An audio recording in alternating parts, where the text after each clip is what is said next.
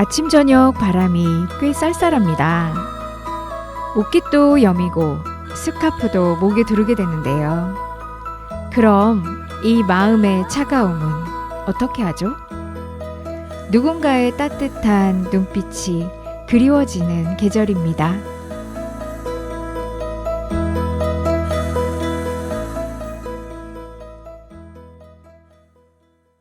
안녕하세요. 별별 미술관이 활짝 열렸습니다. 저는 봉그림 DJ 성선아입니다. 첫사랑이 기억나시나요? 아직도 생각하면 마음 한켠이 아련하신가요? 이젠 너무도 많이 희미해지셨다고요? 그럼 지금은 누구를 사랑하시나요? 아니면 누군가에게 사랑받고 계시나요? 우리는 사랑하고 사랑받고 사랑으로 살아가는 사람들입니다. 연인뿐만 아니라 부모와 가족, 친구나 동료, 애완동물까지 사랑하고 또 사랑합니다. 그리고 그 사랑 때문에 모든 고통도 알게 되죠. 사랑이란 도대체 무엇일까요? 오늘 별별 미술관에서 사랑을 주제로 그려진 명화들을 준비해 보았습니다. 찬바람 불어와 시린 가슴에 뜨거운 사랑의 빛깔을 담아보시기 바랍니다. 벌써부터 행복한 설레임이 밀려오네요. 그럼 사랑에 붕덩 빠질 마음의 준비를 단단히 하시고 그림을 보러 가보실까요? 첫 번째 작품으로는 마르크 샤갈의 산책입니다. 샤갈은 어린 시절 친구였던 벨라 로젠벨트와 결혼을 하게 됩니다. 가난한 노동자의 아들이었던 샤갈과 모스코바 상류층 집안의 딸이었던 벨라의 뜨거운 사랑은 샤갈에겐 인생의 전부였습니다. 그의 영원한 뮤즈인 벨라와의 사랑은 샤갈의 그림 속 영감이 되어서 무수히 많은 작품으로 남아 있습니다. 산책이라는 이 작품 역시 샤갈과 벨라가 결혼하고 2년 후에 그려진 것입니다. 그림을 보도록 하겠습니다. 초록빛깔 마을이 펼쳐져 있고 언덕에 서 있는 남자, 그리고 그 손을 잡고 붕 떠오르는 여인이 있습니다. 일단 피크닉을 나온 것 같아요. 연인이 산책을 나왔는지 아래쪽에 화려한 꽃무늬의 빨간색 깔개천 위에는 와인병과 와인잔이 놓여 있습니다. 밝고 어두운 변화로 다양한 초록 빛깔들이 언덕과 마을에 물결치듯 어우러져 있습니다. 오직 녹색만으로 다양한 색감을 표현해내어 풍요로움을 나타냅니다. 풍요로운 녹색 세상에 정교의 돔도 흐릿하게 보입니다. 절제된 배경들과 대비되는 샤갈과 벨라의 잘 차려입은 화려한 옷차림도 행복감을 느끼게 합니다. 둘은 얼마나 사랑하는지 황홀감에 빠져 보랏빛 드레스를 입은 벨라가 하늘로 둥실 떠올려지고 있습니다.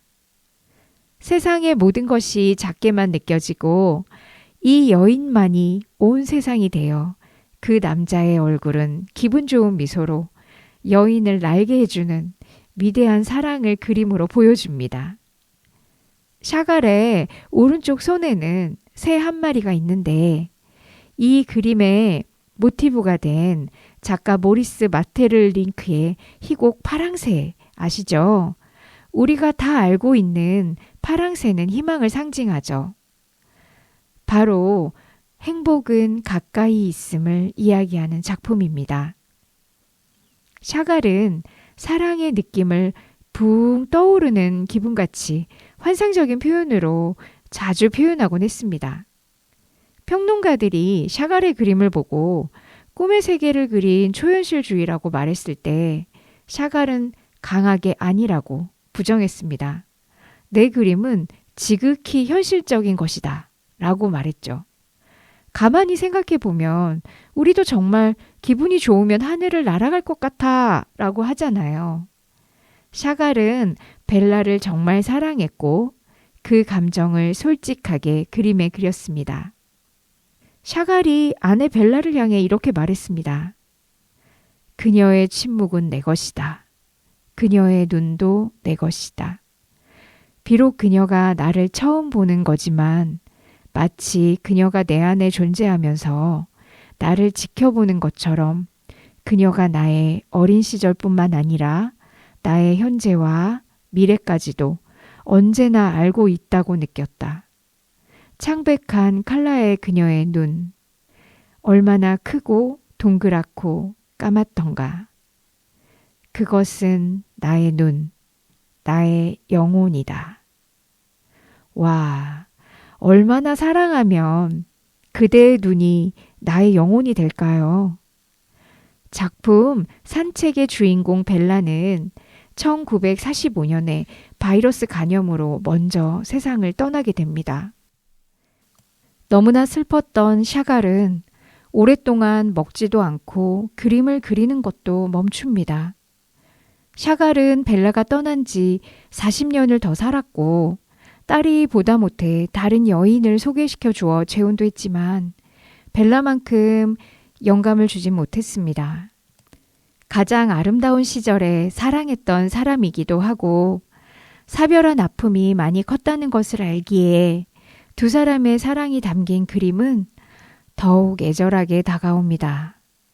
샤갈이 벨라를 얼마나 사랑하고 있는지, 자신이 얼마나 행복한지를 진심으로 표현한 작품이니까요. 샤갈은 그림들마다 자신의 사랑을 황홀한 색들의 향연으로 아름답게 표현해서 색채의 마술사라고 불리고 있습니다. 왠지 모를 부러움에 노래 한 곡 들어야겠습니다. 두 번째 작품을 보러 가보겠습니다. 프란체스코 하이치의 키스라는 작품입니다. 1859년도에 이탈리아 베네치아에서 그려진 이 작품은 화가의 이름은 낯설지 모르지만 보시면 아, 이 그림 하실 거예요. 마치 로맨틱한 드라마나 영화의 엔딩 장면처럼 연인이 격정 어린 입맞춤을 하고 있습니다. 그림의 배경은 어두운 지하인지 그들만의 비밀 장소인지 계단이 있는 통로에서 몰래 조용히 만나는 것 같습니다. 어둠이 지배한 왼쪽 문 입구 쪽에는 망을 봐주는 듯 살짝 보이는 사람의 그림자도 있고요. 반대편 그림자 위로 드리워진 둘이 하나가 된 그림자가 두 사람의 만남을 알 수 없는 긴장감으로 가득 차게 합니다. 깃털 달린 멋진 모자를 쓴 남자의 얼굴은 거의 보이지 않지만 남자의 손이 연인의 얼굴을 소중히 감싸고 입맞춤하는 몸짓은 절박하고 격정적인 마음이 절로 느껴지도록 합니다. 여자는 애절하게 남자에게 기대어 있습니다. 눈이 부시도록 광택이 나는 푸른 드레스는 작은 움직임에도 사각사각 소리가 들릴 것만 같고 감은 눈이 살짝 보이는 얼굴은 참 아름답습니다. 그 사랑스러운 여인의 얼굴을 감싼 남자의 부드러운 손길 또한 낭만적입니다. 남자의 어깨 위에 넓게 펴진 붉은 망토와 밝게 빛나는 빨간 타이즈는 여인의 푸른색 드레스와는 대조를 이루면서 더 뜨거운 사랑의 강렬함을 느끼게 해주고 있습니다. 중세 북부 이탈리아의 젊은 남녀들의 전통 의상을 떠올리게 해서일까요? 이 작품은 그다지 근거가 없음에도 로미오와 줄리엣이라는 제목으로도 널리 알려져 있기도 합니다. 로미오와 줄리엣처럼 뜨거운 사랑이 금지된 사랑이 된 듯 애통한 비극의 결말이 연상이 되어서 왠지 더욱 비장하게 느껴지는 사랑의 그림입니다. 이 작품은 젊은 연인들의 사랑에 대한 탁월한 묘사력으로 지금까지도 인기가 많고 사랑을 다룬 많은 매체의 영감이 되기도 해요. 특히 영화 바람과 함께 사라지다에서도 이 그림과 같은 구도의 장면이 등장하죠. 비비안 리와 레트 버틀러의 격정적인 키스씬을 기억하시나요? 저도 그 장면을 보면서 레트 버틀러 아저씨가 세상에서 제일 멋진 남자인 줄 알았던 적이 있었는데요. 그러나 더 놀라운 것은 이 그림 속의 남녀의 격정적인 입맞춤은 사실 정치적인 은유가 담긴 작품이었다는 거예요. 생뚱맞기도 하고 몽글몽글한 분위기에 찬물을 끼얹는 것 같지만 정말로 화가는 정치적인 은유를 이 그림에 가득 담아서 그렸다고 합니다. 당시 이탈리아가 처한 오스트리아로부터의 독립전쟁을 역사적 배경으로 두고 그렸습니다. 남자의 옆구리에 찬 칼이 알려주듯 전투에 나가는 이탈리아 젊은 병사였고 보내고 싶지 않은 남자의 어깨를 여자가 꼭 잡고 있는 것입니다. 특히 하이츠가 키스에서 강조하고 싶었던 것은 개인적인 감정과 애국심이 동일한 맥락이라는 것을 그림을 통해서 말하고 싶었다고 해요. 개인의 감정과 사랑을 지키기 위해서는 조국이 먼저 있어야 한다는 것, 그리고 그것을 위해서는 지금 사랑하는 사람과 잠시 혹은 전쟁에서 죽는다면 영원히 헤어지는 희생도 감수할 수 있어야 한다는 민족주의적이고 애국적인 이상을 담았다고 합니다. 미와 사랑, 거기에 애국심까지 담긴 이 작별의 키스는 이탈리아 국가 탄생의 배경에 상징이 되었다고 합니다. 그래서 입맞춤하는 두 주인공이 입고 있는 옷의 색깔이 남자의 빨간색 바지, 여성의 흰색 레이스 소매, 파란색 드레스 모두 동맹국이었던 프랑스의 국기를 상징한다고 하는데요. 남자의 망토 안쪽에는 초록색 자켓이 살짝 보이는데요. 이후 이탈리아 국기를 이루는 색으로 짐작할 수도 있어요. 화가 하이츠는 프랑스와의 동맹과 이탈리아의 통일에 대한 열망을 두 사람의 애절한 입맞춤으로 그려낸 것입니다. 어떤가요? 이제 좀 이해가 되시나요? 그냥 낭만적인 로맨스였으면 좋았을 걸 싶으신가요? 아님 사실을 알고 보니 더욱 비장한 아름다움이 느껴지시나요? 명화의 감상은 자유롭게 내 마음대로 느끼시면 되지만 이렇게 알고 나면 더욱 재밌는 그림들이 있습니다. 다음 그림을 볼까요? 윌리엄 아돌프 부그로의 프로포즈입니다. 프랑스의 신고전주의를 대표한 부그로의 1872년에 그려진 작품입니다. 덩굴 문양으로 만든 철제 난간이 있는 정원의 정자처럼 보이는 곳에 한 여인이 앉아 있습니다. 난간 바깥에서 한 남성이 여인 곁으로 바짝 다가서서 사랑을 속삭이고 있어요. 남성이 무릎을 꿇은 듯도 싶고 난간에 한 팔을 걸치고 다른 팔은 넓게 여인을 감싸듯이 다가와서 기대어 있습니다. 깊은 눈빛으로 여인을 바라보며 무언가를 말을 하는 것 같습니다. 16세기 독일의 의상과 배경이라고 합니다. 그래서인지 매우 차분하고 고상해 보이는 여인은 물레를 앞에 두고 시를 고르고 있다가 가만히 남자의 이야기를 진지한 표정으로 듣고 있습니다. 옛날에 여성이 시를 잡는 모습은 가정적이며 조신함을 상징하는 의미로 그려졌다고 해요. 여인의 붉은 드레스는 고급 벨벳 소재이고 스커트 장식과 벨트에 달린 지갑의 크기가 부유한 집안의 여성임을 암시한다고 합니다. 여성 예법도 잘 배워서일까요? 젊은 남자의 유혹에도 흔들림 없는 표정, 차분한 행동거지가 매우 우아해 보입니다. 그러나 자세히 보면 블라우스 가운데 장미 한 송이가 매달려 있어요. 그건 그녀가 그 젊은 남자의 마음을 받아들였다는 것을 의미한다고 해요. 이제 막 받은 화사한 장미꽃은 사랑의 여신 비너스를 상징하기 때문이죠.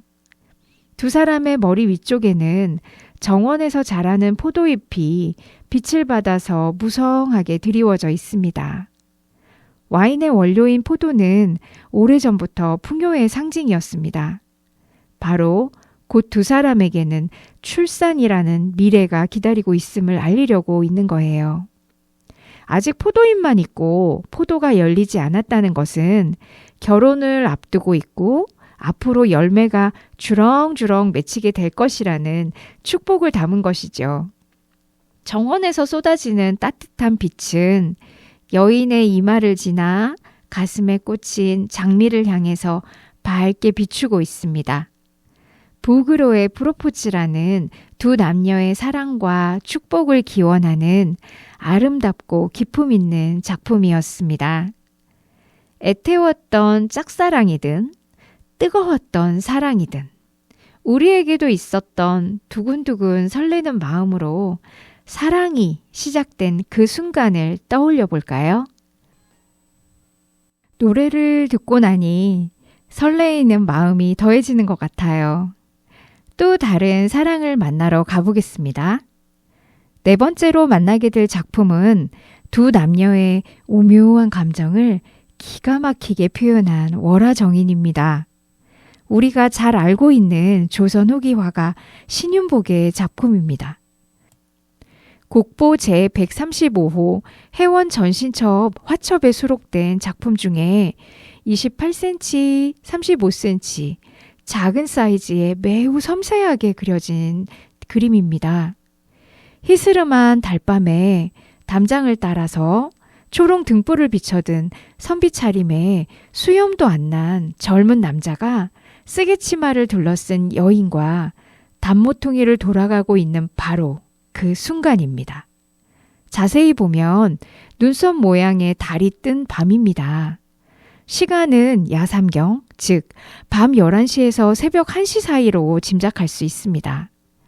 일반적인 달의 모양이 아닌 것은 그림이 그려진 그 즈음 월식이었을 거라 추측도 하지만 연인들의 은밀한 마음을 표현하고자 했던 신윤복 화가의 의도이지 않았을까요?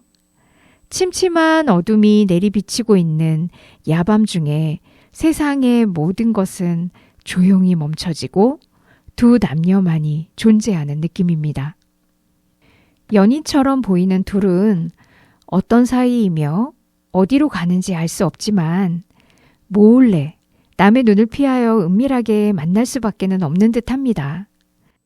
두 남녀는 마주보고 있는 듯하지만 여인의 날렵한 붉은 신과 남자의 푸른 신은 같은 방향을 향하여 걷고 있는 중입니다.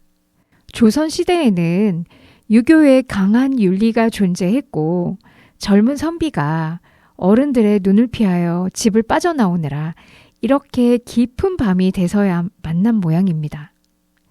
여인은 너무 늦게 나타난 남자가 야속하다는 듯 새침한 표정을 짓고 있는 것 같아요.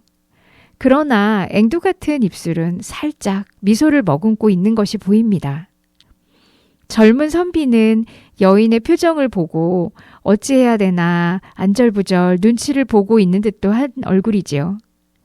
만났음에도 쉽게 만나질 수 없음에 안타까워하는 서로의 아련한 마음이 그림 가득 느껴집니다. 우리나라 옛날 그림에는 대부분 화제라고 해서 그림을 부연 설명하는 글이 같이 쓰여져 있어요. 이 그림에도 담벼락에 이렇게 화제가 적혀 있습니다. 달밤의 침침한 한밤중 두 사람의 마음은 두 사람만이 알겠지. 과연 신윤복답다는 생각과 남녀가 자유롭게 만나기 힘들었던 그 시대의 연인들의 사연을 우리가 어떻게 짐작이나 할 수 있을까 싶습니다. 조선 후기 풍속화 화가로 유명한 해원 신윤복은 도화서 화원 집안의 출신이었다고 합니다.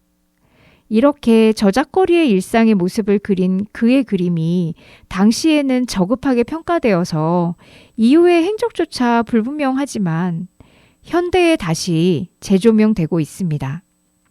신윤복의 풍속화는 매우 현대적인 감각과 해악이 가득하고 그만의 묘한 에로틱한 표현과 모던함이 어우러져 신비롭기까지 합니다.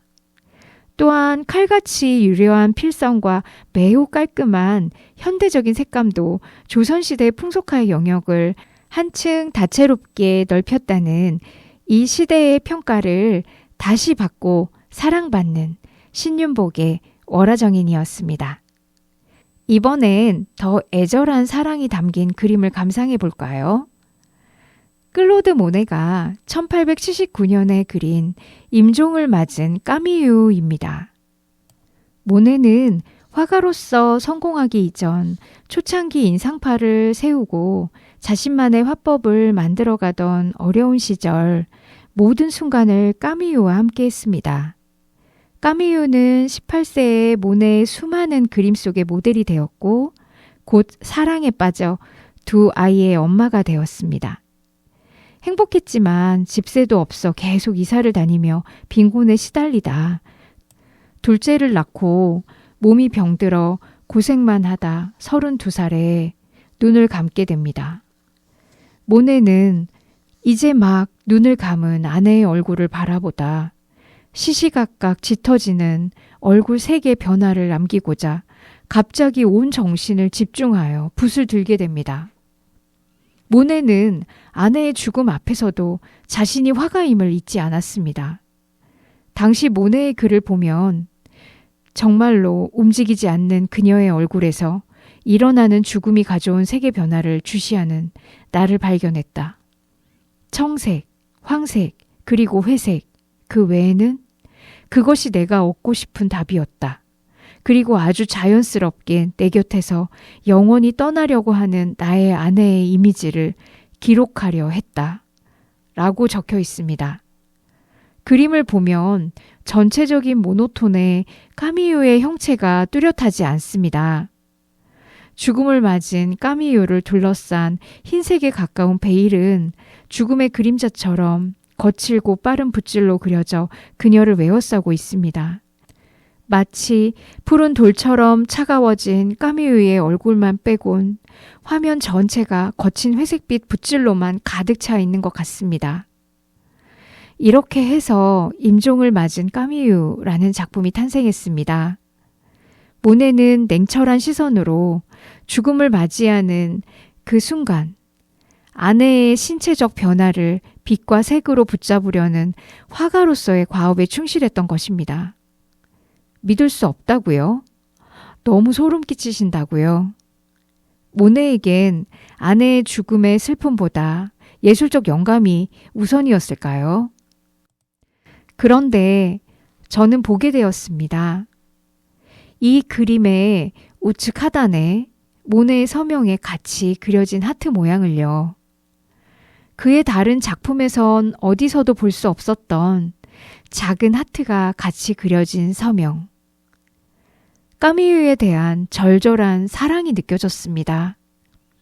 어떻게 보면 모네가 까미유의 시신을 그린 것은 그가 할 수 있는 최선의 애도가 아니었을까요? 까미유와의 사랑을 마지막까지 간직하는 유일한 방법이 아니었을까요? 까미유를 떠나보낸 후 모네는 점차 성공한 화가가 되었고 재혼도 합니다. 그러나 그녀에 대한 죄책감과 충격으로 더 이상 인물화를 그리지는 못했습니다. 그나마 남긴 몇 개의 인물화에서는 얼굴을 뭉개놓아서 누구를 그렸는지 전혀 알 수가 없습니다. 그는 평생 까미유의 그림자 속에서 살았습니다. 지금까지 또 다른 사랑의 표현이라고 할까요? 모네의 임종을 맞은 까미유라는 작품을 감상하셨습니다. 당시 친한 친구였던 르누아르도 그 순간 함께했다고 합니다. 모네는 슬픔에 잠겨 있다가 갑자기 벌떡 일어나서 까미유의 얼굴에 시선을 떼지 않고 붓으로 그림을 막 그리기 시작하니까 놀래서 친구 보고 정신 차리라고 너마저 이렇게 정신을 잃으면 안 된다고 막 소리를 쳤다고 해요. 근데 모네가 이것이 내가 까미유에게 해줄 수 있는 마지막 선물이라며 끝까지 그림을 그렸다고 합니다. 이렇게 사랑은 끝이 나도 끝이 나는 건 아닌 것 같아요. 왜냐하면 시간이 한참 흘러서 우리가 또 그의 사랑을 이야기하고 그의 작품이 지금도 걸려져서 보는 사람들에게도 사랑의 감정을 느끼게 해주니까요. 분위기를 바꿔서 오늘 마지막으로 소개하는 작품은 순수하고 귀여운 사랑이 담긴 브리턴 리비에르의 공감이라는 그림입니다. 1877년에 그려진 공감이라는 작품은요. 브리턴 리비에르가 우리에겐 좀 생소하게 들리는 이름이죠. 근데 그는 아버지를 이어서 4대째 내려오는 화가 집안의 화가였고요. 부인도 화가였다고 합니다. 이미 12살 때부터 두각을 나타내서 전시를 할 정도로 재능이 매우 뛰어났고 인물화나 풍경화도 많이 그렸지만 특히 교감과 공감을 주제로 반려동물을 가장 많이 그렸다고 합니다. 공감이라는 이 작품 역시 섬세한 표정과 몸짓으로 주인과 교감하고 소통하는 반려견의 그림 중에 가장 유명합니다. 자, 작품을 감상해 볼까요? 일단 집안의 모습인데요. 기하학적인 모양의 패턴이 화려하게 엮어진 그러나 좀 오래된 카펫이 깔린 계단 위에 푸른 원피스를 입은 어린 소녀와 커다란 흰 개가 한쪽 기둥 쪽으로 기대어 앉아 있습니다. 앞머리가 가지런한 금빛의 단발머리가 정말 예쁜 소녀예요. 근데 아주 심각한 고민이 있는 듯 소녀가 입술을 삐쭉 내민 조금은 뾰루퉁한 표정으로 손으로 턱을 개고 먼 곳을 바라보고 있습니다. 옆에는 덩치가 큰 하얀 개가 기대어 앉아 있어요. 마치 나도 너의 마음을 알아 하는 표정으로 같은 곳을 바라보며 소녀의 어깨 위에 머리를 툭 걸쳐놓고 바싹 붙어 앉아 있네요. 사실 그림 속 모델 아이는 화가의 딸 밀리센트입니다. 실제로 꾸지람을 들은 후 반성의 계단에 앉아 벌을 받고 있는 장면이라고 합니다. 하지만 그림 속 소녀의 눈빛에는 반성보다는 억울함만이 가득해 보이는데요. 아무도 자신의 마음을 몰라주는 것 같아서 속상하고 서러운 마음에 뾰루퉁해진 표정이 정말 귀엽습니다.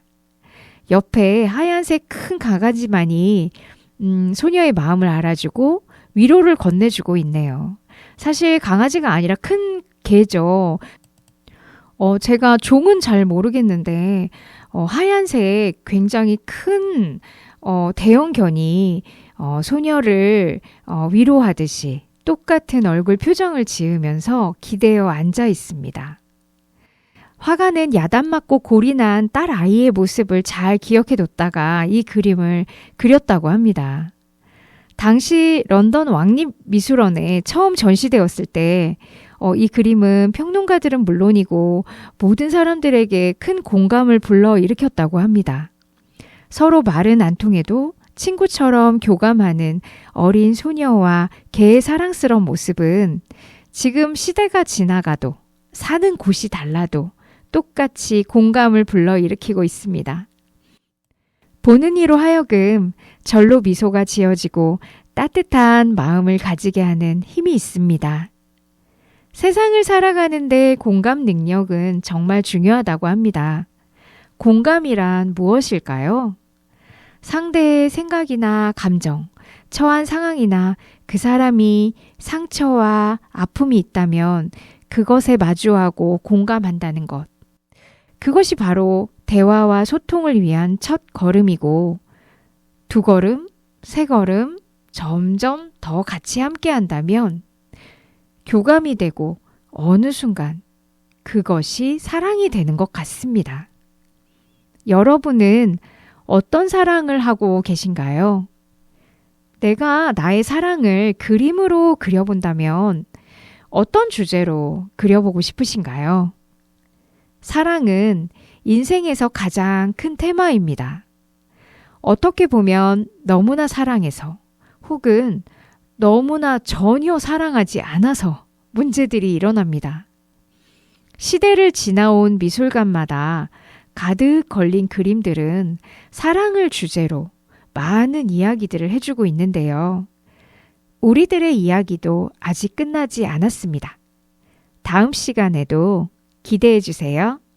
마지막 곡으로는 잔나비의 주저하는 연인들을 위해입니다. 주저하지 말고 용기 내세요. 아름다운 시간이 흘러가고 있어요. 더 늦기 전에 고백하세요.